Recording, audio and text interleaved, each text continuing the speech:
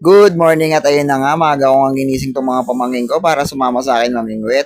At ayun na nga, pinagalmusal ko muna sila ng tinapay at binilang ko ng kape. At ayun na nga, diretso kami sa pamingwitan. At ito namang natnat, hindi ko napansin yung likod niya pala naging tapalodo. Dahil yung style ng motor ko ay classic. Late ko na nalaman na natalsikan pala yung likod niya ng putik. Hindi ko naman sinasadya. At ayun na nga, nakapag-setup na ako at naglaglag na to si Natnat. At bigla na lang may kumagat sa kanya. Kaso hindi namin nahuli. Natawa ako sa kanya, sabi ko kasi sa kanya ay biwas niya. Hindi niya pala ako naririnig, naantok pa ata to. At ayun, biniwas niya kung kailan wala nang kumakagat, kaya wala kaming nahuli. Tawa ko ng tawa sa kanya ng oras na yan. Pitek! Wala.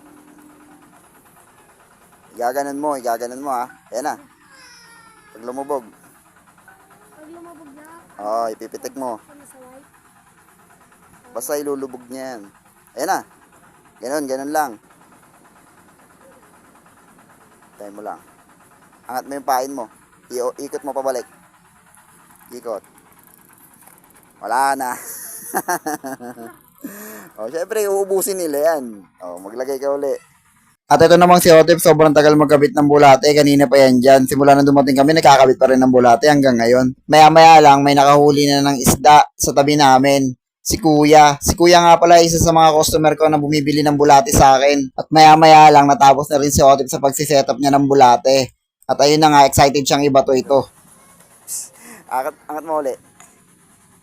Sarado mo muna to. Sarado mo, angat. Ikot. At ayun na nga, maya-maya lang, may bigla na kumagat kay Otep. Ayan na, may kumagat na. Oh, angat. Oh, nice one, Otep. Nga, huli mo. Kitang-kita sa mukha ni Kuya Otep, tuntua siya nung nakahuli siya. At yun na nga, si Otep ang unang nakahuli sa amin. At pinagmalayo niya pa to kay Natnat. At naisa na si Otep, tingnan mo. Pagyabang mo, huwag may dikit sa mukha. Santo to. At syempre, hindi naman papadaig si Kuya Natnat. Bigla na lang may kumagat sa kanya. Angat mo, Nat. Angat mo. Ikot. Ayan na. Ikot. Nice one. Sige, ikot. Nice one. Woo! Nice one. Ikot mo konti. Dikit mo konti. Sige, ikot. Yan. Kitang-kita yung gigil at excitement ni Kuya Natnat nung nakahuli siya para makabawi kay Kuya Otep. Huli mo, tingnan. Nice one. Oy, malaki yung Kuya Natnat oh. Huwag may dikit dito. Layo mo dun. Layo ka konti. Ayan, ako na magtatanggal. Nice one. Nice na. Okay, alam nyo na kung paano. At yun na nga, nagpatuloy kami sa aming pamimingwit habang nagkikwentuhan kami tungkol sa kanilang pagpasok. Nalalapit na kasi ang pasukan at matatapos na ang summer vacation. Minsan lang kasi nila ito magawa at sila naman ay tuwan-tuwa. Natutuwa rin naman ako sa kanila kasi nag-e-enjoy sila. At ito yung mga panahon na hindi sila humawak ng gadgets. Kasi sa bahay nila, lagi nilang gadgets ang hawak nila at hindi na sila lumalabas ng bahay. Ngayon, ninayaan ko silang matutukan ng araw at mag-enjoy habang namimingwit.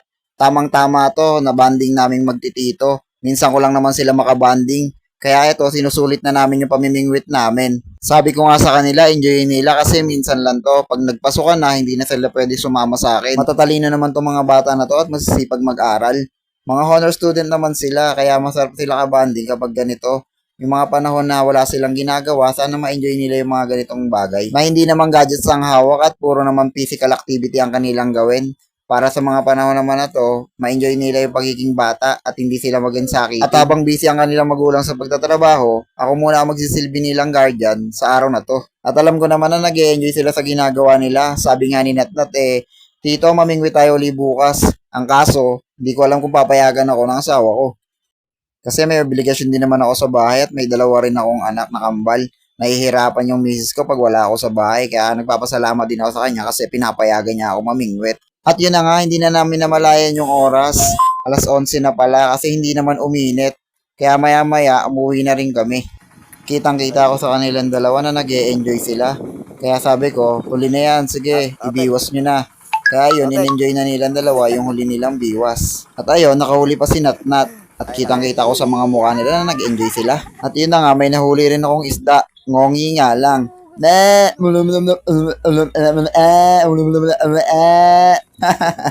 At yun na nga, nakauwi na kami sa bahay. At agad-agad pinagpilian na kagad ni Mami ng malalaki at para mailuto para sa ulam namin. Sabi ni Mami, piliin niya raw yung malalaki para iprito namin. So ayun, prito ang napili naming ulam. At ito nga pala yung huli namin. Naparami yata yung huli namin at tuwan-tuwa naman dyan si Kuya Otep. Sabi niya, Tito, sobrang dami pala ng nahuli natin.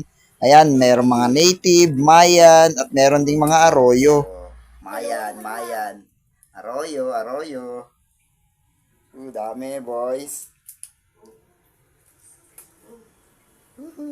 Nakakatawa kasi sobrang dami naming nahuli at sabi ni Kuya Otep dito daw siya kakain para matikman niya daw yung huli niya. Yung boss. At ayun, nakikita ko nga si Mami, tuwan-tuwa din sa huli namin kasi ang dami naming nahuli. At ayun na nga, hindi ko na i-video ang aming kainan kanina kaya si Kuya Natnat pagdating siya na yung huling kumain kaya tignan nyo naman kung ano nangyari sa isda.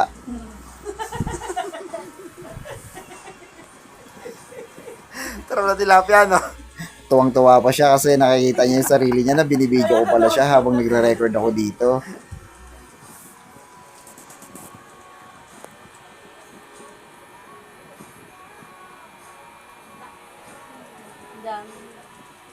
Sa kanya lang namalaya no, naka-screen mode na pala yung cellphone ko kaya nakikita niya doon sa TV.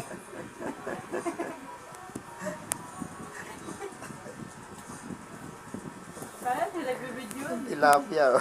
So ayun guys, salamat sa panonood.